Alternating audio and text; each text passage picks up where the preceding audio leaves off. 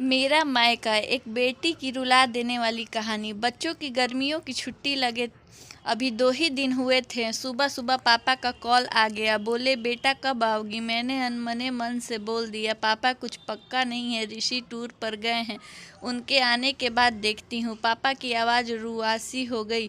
बोले, बेटा तुम्हारी माँ नहीं है तो क्या हुआ? तुम्हारा मायका तो है और मैं तो हूँ। ऋषि से बात करो और जल्दी आ जाओ। मैं जी पापा के आगे कुछ बोल ही नहीं पाई। जब तक माँ थी उनसे रोज़ फ़ोन पर ढेरों बातें करती थी। साल में एक बार गर्मी की छुट्टियों में मैं पूरे 10 दिन के लिए मायके जाती थी। वो सुख किसी जन्नत से कम नहीं होता था।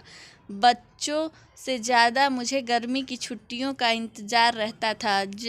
पर जब से माँ गई मेरा मायका जाने का मन ही नहीं करता। ऐसा लगता है जैसे मेरे मायका ही ख़त्म हो गया।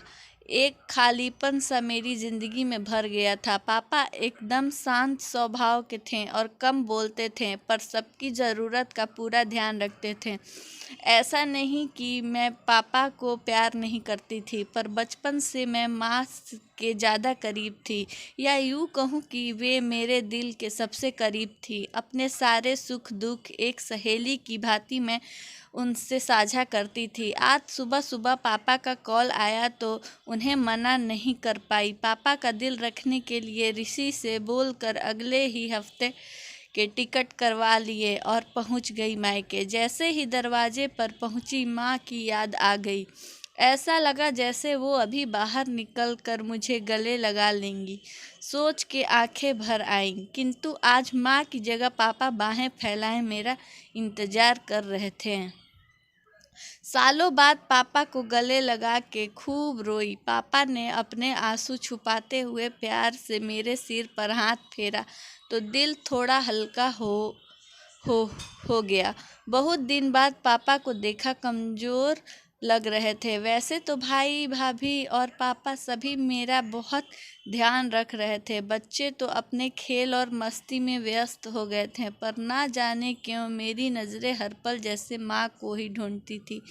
आज भी पापा पहले की तरह रोज़ खाने के बाद मेरी पसंदीदा मटका कुल्फ़ी लाना नहीं भूलते थे। भाई भी बच्चों को कभी पार्क, कभी चिड़ियाघर तो कभी बाजार घुमाने ले जाता था। भाभी भी रोज़ मुझसे पूछकर मेरी पसंद का खाना बनाती। सब कुछ पहले की तरह ही था, बस माँ नहीं थी। इस बार मायके में मेरा दिल नहीं लग रहा था। माँ की कमी मुझे बहुत खल रही थी। ऋषि को कॉल करके मैंने 2 दिन बाद का टिकट करवा लिया। सबने मुझे रोकने की बहुत कोशिश की, पर मैं नहीं मानी। देखते ही देखते मेरे जाने का समय आ गया। आज शाम की ट्रेन से मेरी घर वापसी थी। मैंने सामान पैक करके रख लिया था, बस पापा का इंतज़ार कर रही थी। पापा ना जाने सुबह से बिना बताए कहाँ चले गए थे। उनका मोबाइल भी नहीं लग रहा था। मन घबरा रहा था, बिना बताए आखिर गए कहाँ। तभी पापा का कॉल आया। बोले, गुड़िया तुम लोग स्टेशन पहुँच जाओ, मैं सीधे वहीं पहुँच रहा हूँ। हम लोग स्टेशन पहुँच गए। ट्रेन सही समय पर थी। पापा स्टेशन पर हमारा इंतज़ार कर रहे थे। उनके हाथ में एक बॉक्स था। उन्होंने मुझे देते हुए गले लगाया और बोले, इसे ही लेने गया था, इसलिए देर हो गई, संभाल के रखो। मैंने आश्चर्यचकित होते हुए पूछा, इसमें क्या है? पापा की आंखें भर आईं। अपने आंसू पोंछते हुए बोले, तुम्हारी माँ का प्यार। कुछ समझती तभी ट्रेन आ गई।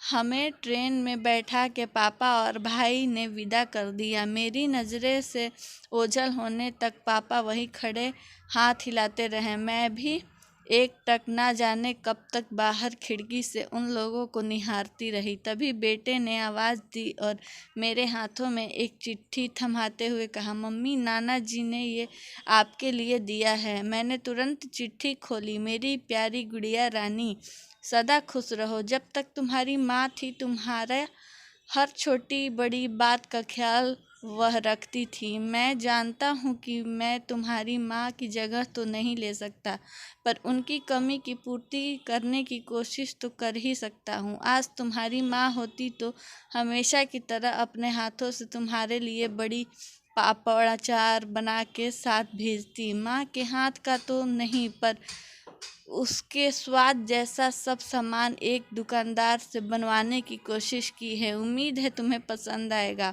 और हाँ बेटा, माँ नहीं है तो क्या हुआ, तुम्हारा मायका और हम तो हैं। पहले की ही तरह तुम्हारा इंतजार रहेगा। ढेर सारा प्यार और आशीर्वाद के साथ, तुम्हारे पापा।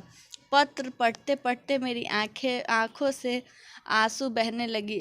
सहसा मेरे मुंह से निकला, आई लव यू पापा। बात छोटी सी थी पर उसमें अथाह प्यार समाहित था। ये सिर्फ मैं ही महसूस कर सकती थी। मायके से घर 1 महीना बीत गया था। अब पापा से रोज एक बार कॉल करके मम्मी की तरह घंटों बात करती थी। अच्छा लगा स्टोरी तो चैनल को लाइक एंड सब्सक्राइब ज़रूर कर दीजिएगा। Thank you for watching video.